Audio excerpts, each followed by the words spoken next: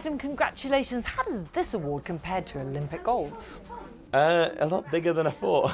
I've not been to GQs before, and just a huge award. Like the amount of people in the room, the amount of inspiration, the amount of depth of person there is in the room, and it's just incredible. And seeing some of the people speak up stage, it's just incredible to hear. It's very inspiring, and for me, hopefully, I can translate some of that into my performance, and hopefully that will translate into the grassroots and the younger generation of our people.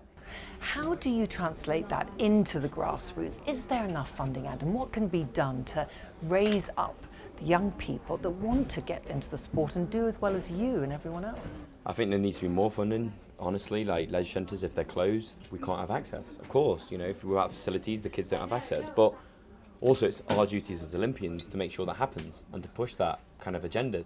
But also there is a lot of money in the sport right now. So how do we convert and make that more efficient? So it's, for me, I'm looking at 2028, 2032 for the next generation. That's when it will count, and trying to secure that as best as possible is hard. It's very hard. No one in the world has got an answer, because you don't know what you're going to get. Where do you want that funding to come from, and where do you think it should come from? I think it should come from the people, because it serves the people. Olympians serve the people. If you're representing your country, you should be supported by your country. It's simple.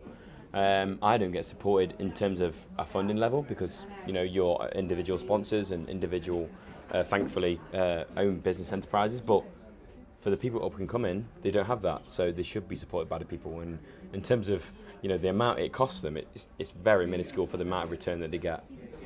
The road to Tokyo was so tough for all of you. Why do you think something like the recognition here at the GQ Awards is so important to Team GB?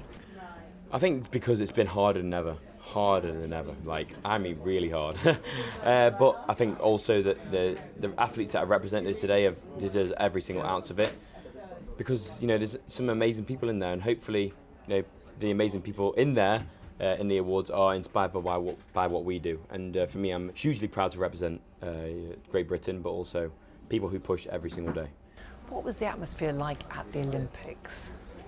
Not the best, but also not the worst.